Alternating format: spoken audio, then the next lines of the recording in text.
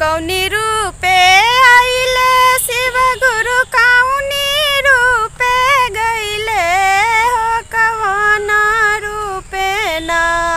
कौनी रूपे आइले शिव गुरु कौनी रूपे गइले हो कवन रूपे ना।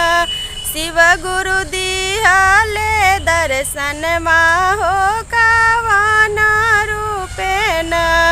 शिव गुरु दिहले दर्शन मा हो कवन रूपे ना। जोगी रूपे आइले शिव गुरु साधु रूपे गइले हो प्रकाश रूपे ना। जोगी रूपे आइले शिव गुरु साधु रूपे गइले हो प्रकाश रूपे ना। शिव गुरु दिहले दर्शन मा हो प्रकाश रूपे ना। शिव गुरु दिहले दर्शन मा हो प्रकाश रूपे ना।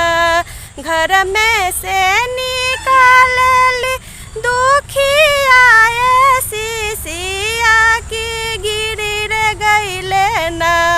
घर में से निकालली दुखिया शिशिया की गिरी रे गइले ना। अपनी गुरु के शरणिया की गिरी रे गइले ना। अपनी गुरु के शरणिया की गिरी रे गइले ना। कभी ना मिलल शिव गुरु जी नागी में सुखवा हो कि दुखवे हो रहल ना।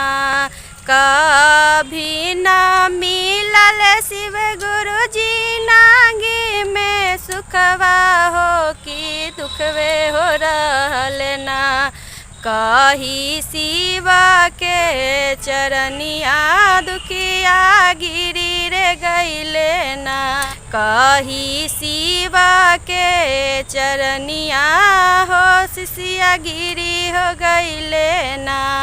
चुप हो खाया चरा पोछा लोरवा हो कि तोहरा हो मिली है ना। चुप हो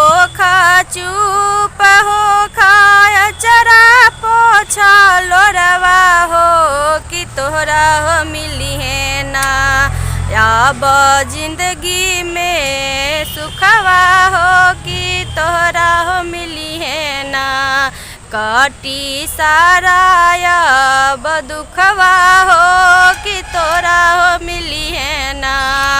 अब जिंदगी में सुखवा हो कि तोहरा के मिली है ना। हेलो दोस्तों, स्वागत है आप सभी का हमारे यूट्यूब चैनल रूना की वॉइस में। दोस्तों, आप सभी को हमारा शिव चर्चा गीत अच्छा लगेगा तो वीडियो को लाइक शेयर एंड कमेंट कीजिएगा और चैनल पर नए होंगे तो चैनल को सब्सक्राइब जरूर कीजिएगा दोस्तों।